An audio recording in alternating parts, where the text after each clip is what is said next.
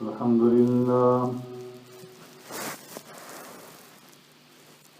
لله نحمده ونستعينه ونستغفره ونؤمن به ونتوكل عليه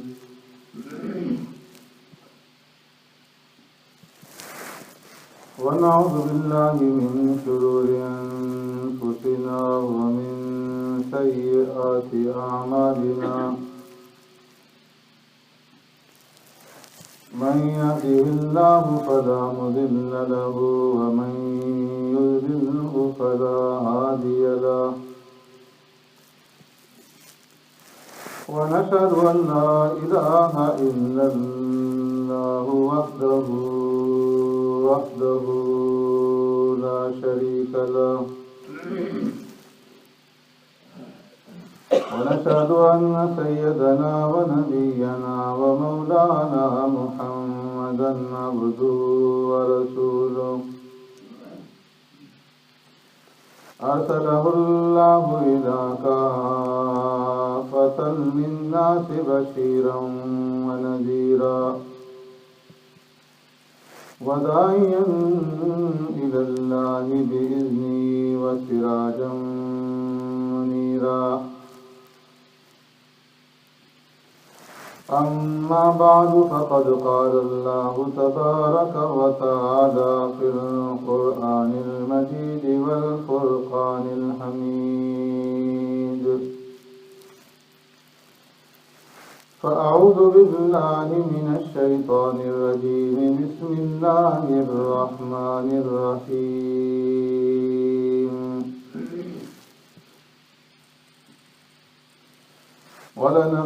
ولنبلونكم بشيء من الخوف والجوع ونقص من الأموال والأنفس والثمرات وبشر الصابرين الذين إذا أصابتهم مصيبة قالوا إنا لله وإنا إليه راجعون أولئك عليهم صلوات من ربهم ورحمة وأولئك هم المهتدون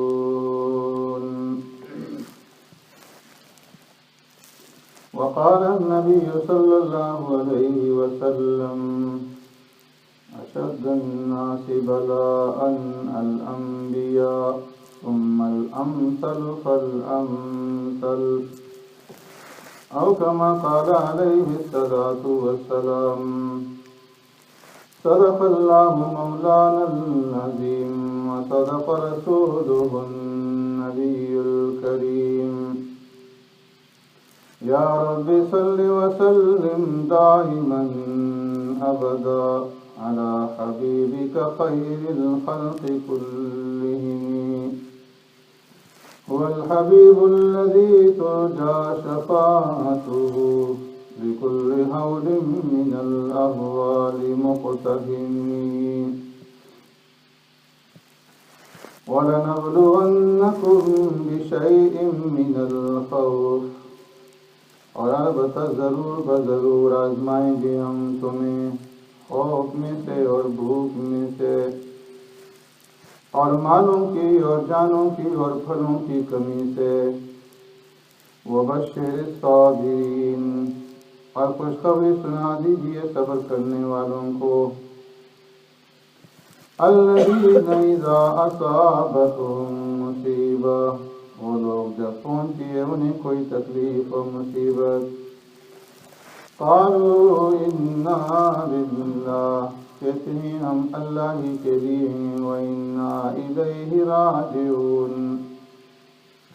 اور بے شک ہم نے اسی کی طرف پھر جانا ہے اولئک علیہم صلوات من ربہم ورحمہ یہی وہ لوگ ہیں جن کے اوپر ان کے رب کی طرف سے رحمت ہے وَأُولَئِكَ هُمُ الْمُهْتَدُونَ اور یہی لوگ ہیں ہدایت پر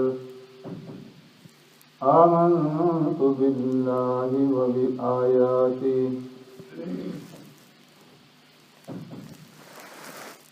میرے محترم دوستوں، بزرگوں، بھائیوں، گزشتہ جمعہ میں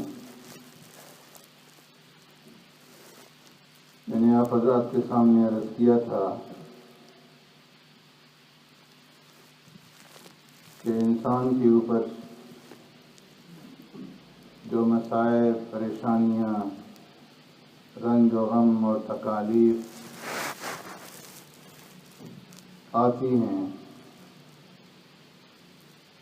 یہ دو قسم پر ہیں۔ ایک تکالیف اور مسائل، اس کے لیے اللہ کا عذاب اور اس کے قہر اور اس کے غضب کی علامت اور نشانیاں ہیں، اور دوسری قسم کی جو تکالیف ہیں اور جو مصائب اور پریشانیاں ہیں، وہ اس انسان کے لیے اللہ کی رحمت اور اس کی بلندی درجات کا سبب اور ذریعہ ہے۔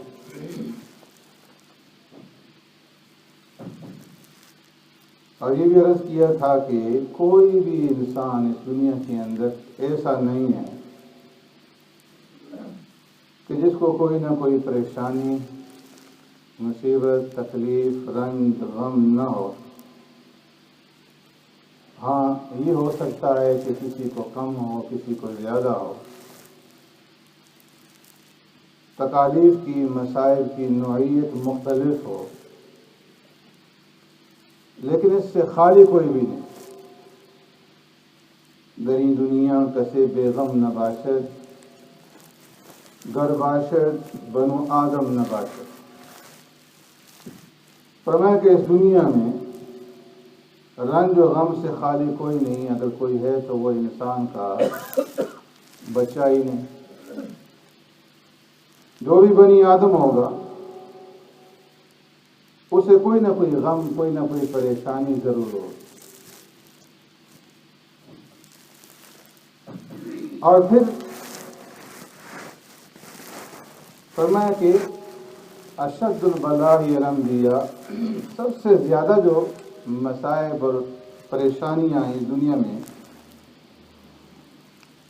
وہ اللہ کے جو چہیتے بندے ہیں، محبوب بندے ہیں، جو اللہ کے قریب ہیں، حضرات انبیاء علیہ السلام، ان کے اوپر پریشانیاں، مسائب، تکالیف آئیں۔ ثم الامثل فالامثل،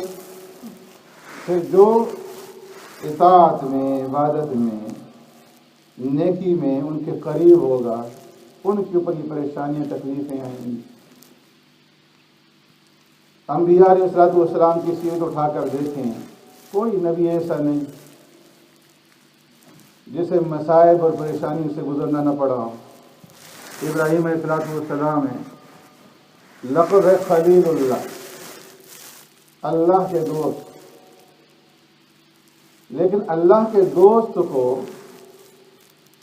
کتنی پریشانیاں اٹھانی پڑی۔ آگ کے اندر ڈالا گیا، وطن سے بے وطن ہوئے، جوانی میں اولاد سے معروم رہے، بڑھاپے میں اولاد ملی تو حکم ہوا کہ وادی غیر ذی زرع میں چھوڑ دو، اور پھر حکم ہوا کہ اپنی اولاد کے گلے پر اپنے ہاتھ سے چھری پھیر دو۔ یونس علیہ السلام کو دیکھیں، یوسف علیہ السلام کو دیکھیں، زکریا علیہ السلام کو دیکھیں، ہر ایک نبی کو مصائب سے گزرنا پڑے۔ اللہ نے کیوں ان کو مصائب اور تکالیفیں دی؟ تاکہ ان کے درجات کو بلند کیا جائے۔ فرمایا قیامت کے دن جب ان تکالیف اور مصائب اور پریشانیوں کے اوپر اللہ رب العزت انعامات سے نوازیں گے تو دنیا کی تکالیفیں بھول جائیں گی اور ان کی حیثیت پرکاہ کے برابر بھی نظر نہیں آئے گی۔ ایک حدیث میں فرمایا کہ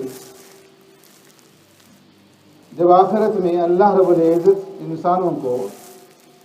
مصائب اور پریشانیوں کے اوپر نوازیں گے انعامات سے، اور دوسرے لوگ جو انہیں دیکھیں گے تو یہ آرزو کریں گے، تمنا کریں گے کہ کاش دنیا کے اندر ہماری کھالیں کینچیوں سے کاٹی گئی ہوتی اور ہم ان کے اوپر صبر کرتے، آج ہمیں بھی ان انعامات سے مالا مال کیا جاتا، ان نعمتوں سے نوازا جاتا۔ حضرت تھانوی رحمۃ اللہ تعالی علیہ اس کو مثال سے یوں سمجھاتے ہیں کہ ایک انسان بیمار ہے، اس کو ایک بیماری لاحق ہے، ڈاکٹر اس کے لیے آپریشن تجویز کرتے ہیں کہ تمہارا آپریشن کیا جائے گا۔ اب یہ جو مریض ہے یہ سمجھتا ہے کہ آپریشن کے اندر کیا ہوگا، میرے اوپر نشتر چلائے جائیں گے، چیرا پھاڑا جائے گا، زخمی کیا جائے گا، لیکن اس کے باوجود وہ بھاری فیس بھی پے کرتا ہے اور وہ سفارشیں بھی کرواتا ہے کہ جلد میرا آپریشن کروایا جائے۔ وہ یا دوسرے لفظوں میں وہ خود پیسے دے کر کے اپنے لیے پریشانی خرید رہا ہے کہ مجھے زخمی کیا جائے، مجھے چیرا جائے، پھاڑا جائے۔ لیکن وہ ایسا کیوں کرتا ہے؟ اس لیے کہ اسے معلوم ہے کہ یہ وقتی تکلیف ہے، وقتی زخم ہے، چند دنوں کے اندر بھر جائے، اور اس آپریشن کے نتیجے میں جو مجھے صحت کی نعمت ملنے والی ہے وہ بہت بڑی ہے۔ اسی طرح فرمایا کہ انسانوں کے اوپر جو مصائب اور جو پریشانیاں آتی ہیں یہ بھی اللہ کی طرف سے ان کا آپریشن ہے، جو نیک انسان ہے، تاکہ ان کے گناہ مٹ جائیں اور وہ پاک اور صاف ہو جائیں اور وہ دھل جائیں اور پاک اور صاف ہو کر کے صحت یاب ہو کر کے ہمارے پاس آئیں۔ لیکن انسان کی عقل چونکہ محدود ہے، چھوٹی سی عقل، اس لیے یہ انسان اللہ کی ان حکمتوں کو نہیں سمجھتا۔ اللہ رب العزت بسا اوقات جو دشمن ہیں، جو کافر ہیں، جو اس کے احکامات کی نافرمانی کرنے والے ہیں، ان کو راحت دیتے ہیں، سکون دیتے ہیں، آرام دیتے ہیں۔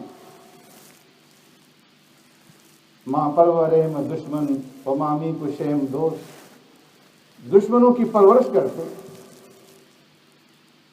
اور دوستوں کو تکلیف دیتے ہیں، مارتے ہیں۔ لیکن فرمایا کہ کسی کو بھی میری تقدیر کے سامنے چوں چرا کرنے کی مجال نہیں، اس لیے کہ یہ نظام اس کی حکمتوں کے تحت چل رہا ہے۔ حضرت تھانوی رحمۃ اللہ تعالی علیہ ایک واقعہ لکھتے ہیں کہ ایک شہر کے اندر دو آدمی بستر مرگ پر تھے، ایک یہودی ایک مسلمان۔ یہودی کے دل کے اندر آخری وقت میں بستر مرگ پر یہ خواہش پیدا ہوئی کہ میں مچھلی کھا لوں، اور پورے علاقے کے اندر کہیں مچھلی نہیں ملتی۔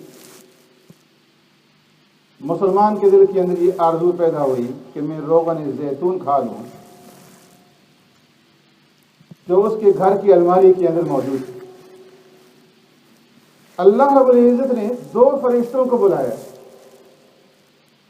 اور ایک فرشتے سے فرمایا کہ فلاں شہر کے اندر فلاں یہودی کے پاس جاؤ، وہ ہمارے پاس آنے والا ہے، بستر مرگ پر ہے، اور اس کے دل کے اندر یہ خواہش پیدا ہوئی ہے کہ وہ مچھلی کھا لے۔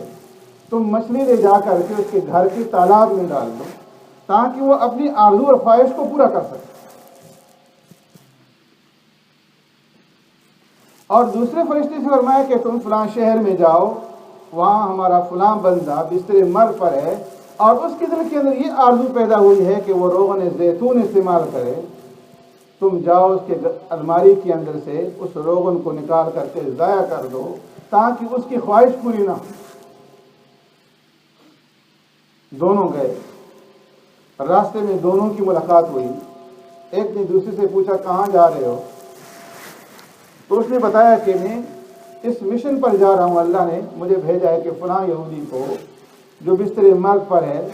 اسے مچھلی کھلوا دوں۔ دوسرے نے کہا کہ میں اس مشن پر جا رہا ہوں کہ فلاں مسلمان جس کا آخری وقت ہے اور اس کا دل چاہ رہا ہے روغن زیتون استعمال کرنے کو، اللہ نے مجھے بھیجا ہے کہ میں اس کی الماری میں جو موجود ہے روغن زیتون اس کو ضائع کر دوں۔ دونوں کو تعجب ہوا کہ متضاد کاموں کے اوپر اللہ نے ہمیں بھیجا، اللہ کا حکم تھا پورا کیا۔ اللہ کی بارگاہ میں حاضر ہوئے، عرض کیا اللہ ہم نے حکم کی تعمیر کر دی لیکن ہماری سمجھ کے اندر یہ بات نہیں آئی کہ ایک وہ بندہ جو آپ کا فرما بردار ہے، مسلمان ہے، تابعدار ہے، اس کے دل کے اندر آخری وقت میں روغن زیتون استعمال کرنے کی خواہش پیدا ہوتی ہے اور جو اس کے ہاں موجود ہے آپ اسے ضائع کر دیتے ہیں۔ اور جو یہودی جو نافرمان ہے اس کے دل کے اندر مچھلی کھانے کی خواہش پیدا ہوتی ہے جو وہاں موجود نہیں ہے اور آپ اسے مچھلی کھلا دیتے ہیں۔ یہ معاملہ سمجھ میں نہیں آتا۔ اللہ نے فرمایا کہ ہماری حکمتوں کو کوئی بھی سمجھ نہیں سکتا۔ فرمایا ہمارا معاملہ کافروں کے ساتھ جدا ہے، مسلمانوں کے ساتھ جدا ہے۔ کافروں کے ساتھ ہمارا معاملہ یہ ہے کہ کافر لوگ دنیا کے اندر جو نیک عمل کرتے ہیں، جو صدقہ خیرات کرتے ہیں، جو بیواؤں کی یتیموں کی مدد کرتے ہیں، کوئی بھی نیک عمل کرتے ہیں تو ان کے نیک اعمال کا بدلہ ہم انہیں دنیا ہی کے اندر دے دیتے ہیں تاکہ جب وہ ہمارے پاس آئیں تو ان کا حساب بے باک ہو اور کوئی نیکی لے کر کے ہمارے پاس نہ آئے۔ اور جو مسلمان ہیں ان کے لیے ہم یہ چاہتے ہیں کہ وہ جو گناہ کرتے ہیں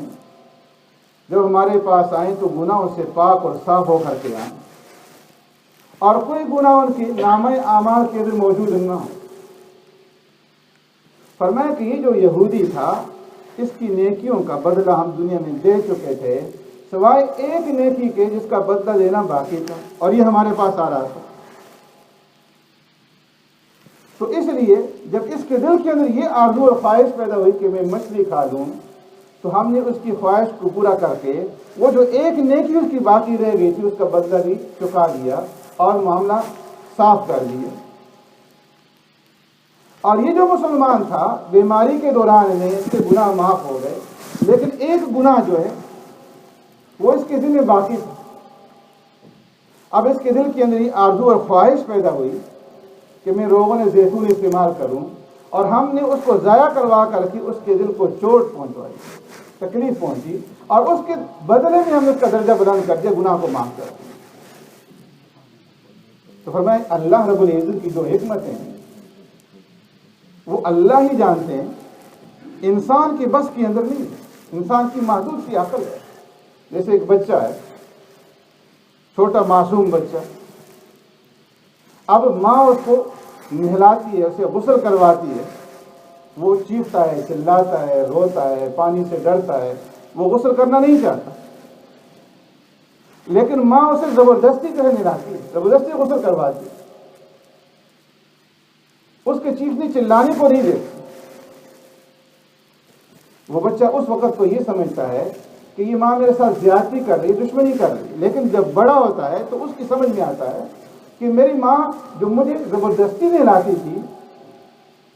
یہ ان کا میرے ساتھ پیار تھا، محبت تھی، شفقت تھی، اگر وہ اس وقت ایسا نہ کرتی تو میں گندا رہتا، میلا کو چہرہ رہتا۔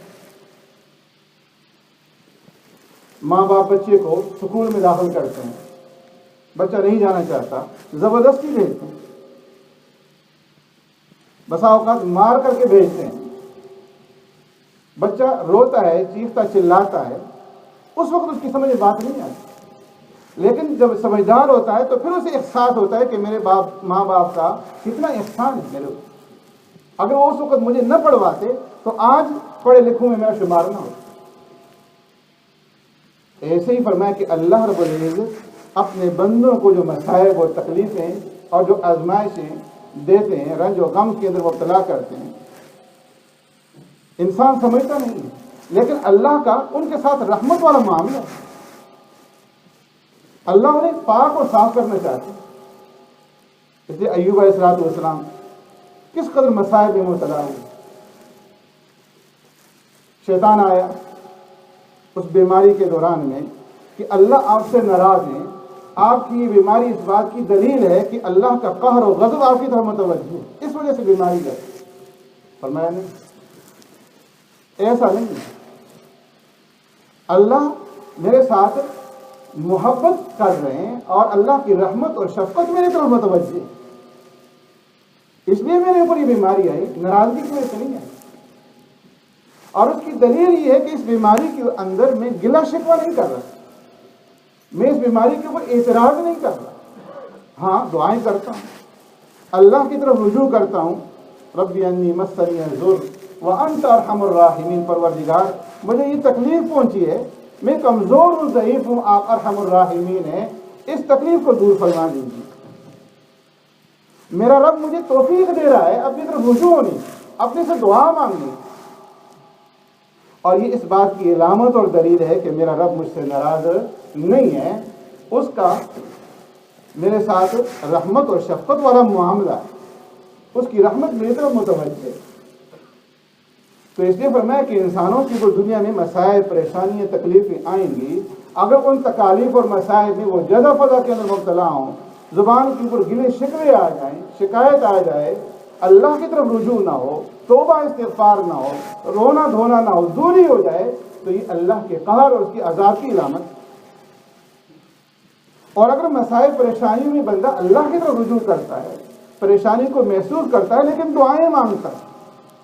عبادات میں کمی نہیں ہے، توبہ استغفار میں کمی نہیں ہے، تو اس بات کی علامت ہے کہ اللہ کی رحمت اس کی طرف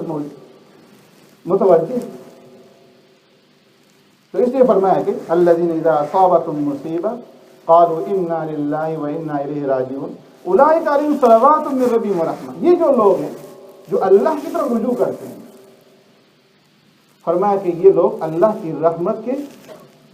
مستحق ہیں اور اللہ کی رحمت ان کی طرف متوجہ ہے، اور یہی لوگ جو ہیں راہ راست کے اوپر ہیں۔ سبحانک اللہم وبحمدک، نشہد ان لا الہ الا انت، نستغفرک ونتوب الیک۔